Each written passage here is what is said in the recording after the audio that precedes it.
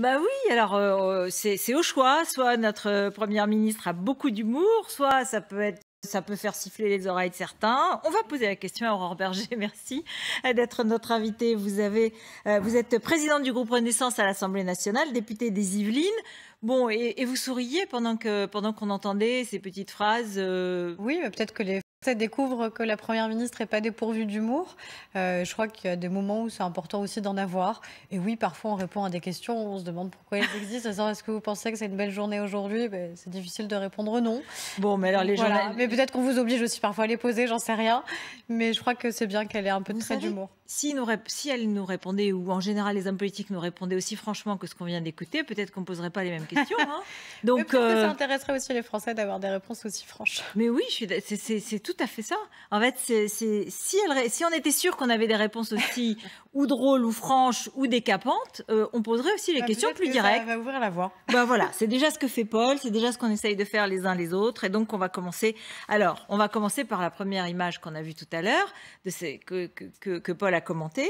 Bon, c'est quoi l'image? C'était dire je suis réconciliée avec Gérald Darmanin, que j'ai voulu, dont j'étais pas sûre que je voulais qu'il reste à mon gouvernement, et finalement, ça y est, tout va bien. De la com politique.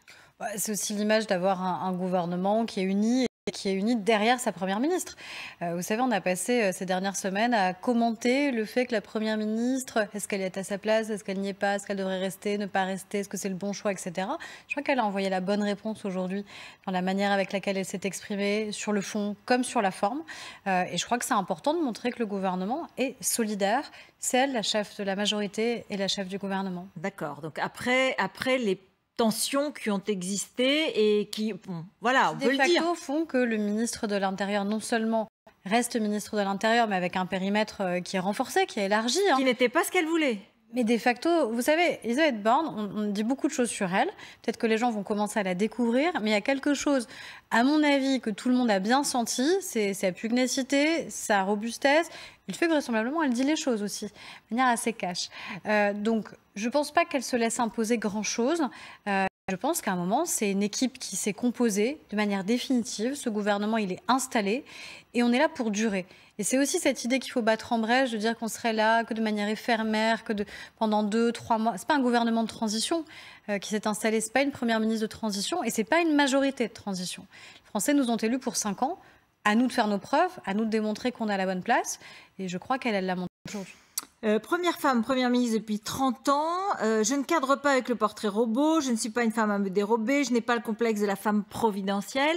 Bon, elle a beaucoup essayé de se raconter, mais en répondant aux attaques, justement. Vous retenez quoi de ces déclarations un peu personnelles? Je pense que ça, c'était important qu'elle le fasse, parce qu'il y a toujours un moment où on a besoin de savoir qui est en responsabilité. On a besoin de le savoir de manière plus intime. C'est quelqu'un de pudique, donc qui ne se raconte pas, qui a une histoire personnelle, qui, à mon avis, c'est ce que j'ai aussi voulu dire aujourd'hui, une histoire dans laquelle beaucoup en fait, d'hommes et de femmes peuvent se reconnaître. Quand on parle d'élévation par le mérite, par le travail, par l'école républicaine, en fait, quand on dit ce que la République permet, elle en est une réelle incarnation. Cette jeune fille, enfant, pupille de la nation, qui n'a réussi que grâce à son travail et à son mérite, qui a occupé les plus grandes fonctions en entreprise, préfète de région, plusieurs fois ministre, maintenant première ministre, c'est aussi ça ce que la République permet et ce qu'elle doit continuer à permettre. Et je crois que cette histoire, c'était important qu'elle-même en dévoile un peu plus, y compris son histoire familiale, qui est une histoire douloureuse, enfant de rescapé. Et je crois qu'elle s'est livrée un peu plus, ce qui n'est pas toujours évident. Il y a ceux qui sont dans une totale impudeur, et puis il y a ceux qui parfois se livrent, et ça fait sens aussi avec le message politique qu'elle délivrait. Alors, sur le fond et sur le déroulement de ce discours de politique générale, il y a eu des critiques de l'opposition, évidemment. Sans relief, rempli de généralités, de lieux communs, creux, poussifs, désincarnés. Bon, les uns les autres, je ne cite pas qui l'a dit. Voilà, c'est assez interchangeable. Bon, ce sont les oppositions, vous en avez de plusieurs. Donc, du coup, il y a pas mal de critiques. Déjà, il y avait des attitudes qui étaient très différentes. Moi, c'est ça aussi qui m'a frappée. C'est-à-dire qu'il y a ce qu'on appelle l'intergroupe de la NUPES, mais en vérité, il y a 4 groupes.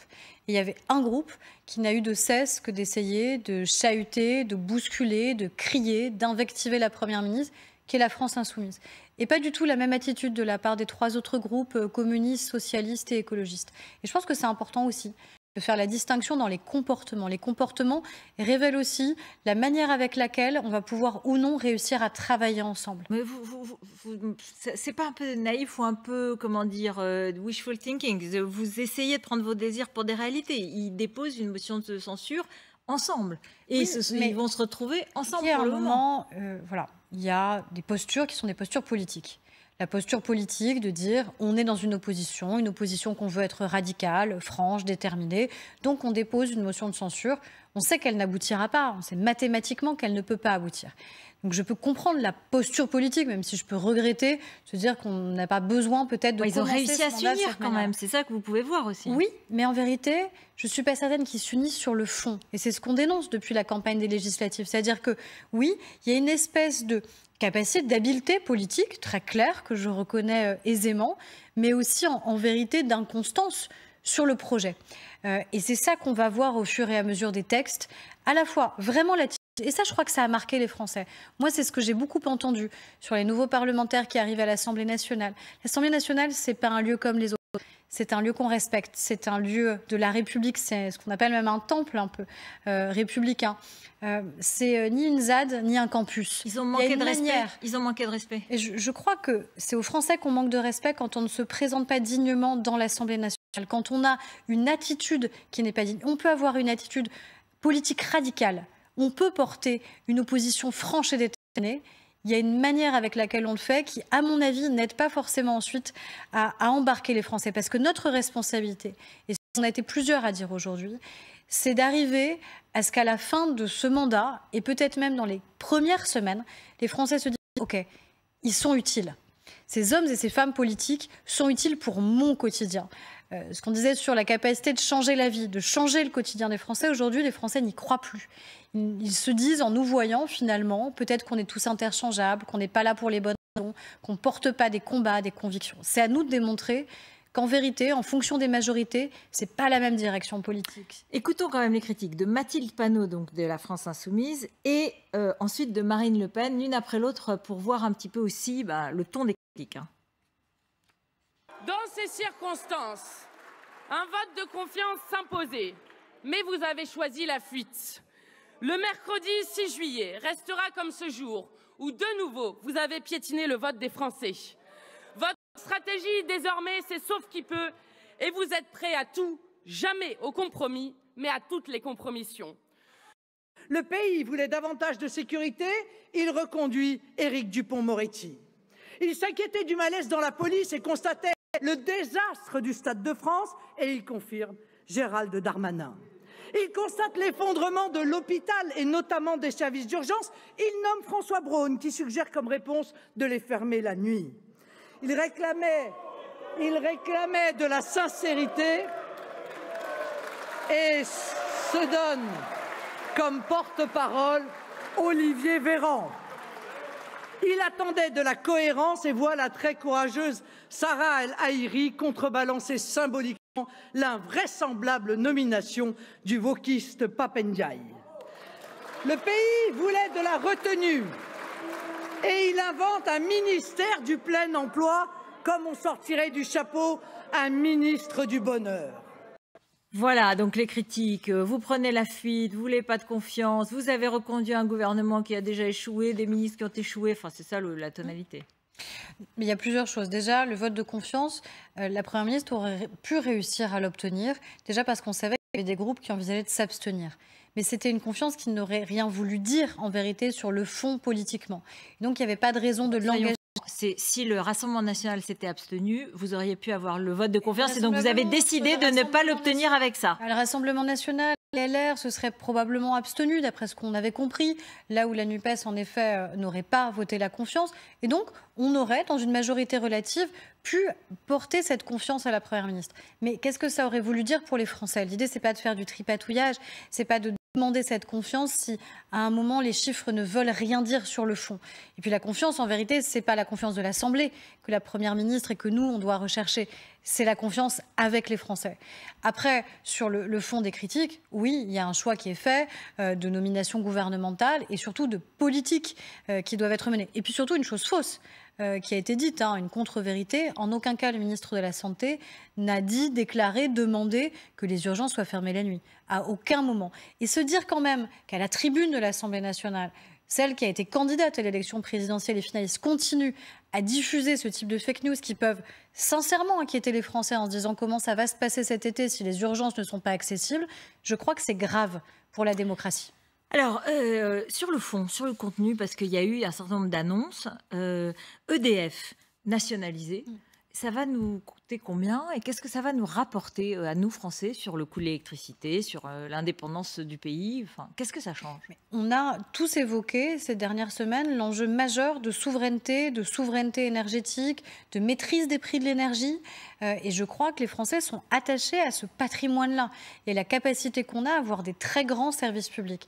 Dire que l'État va détenir à 100% à terme EDF, eh bien je crois que c'est démontrer cette capacité-là de dire oui, l'État est prêt à réinvestir sur les services publics qui sont essentiels pour les Français.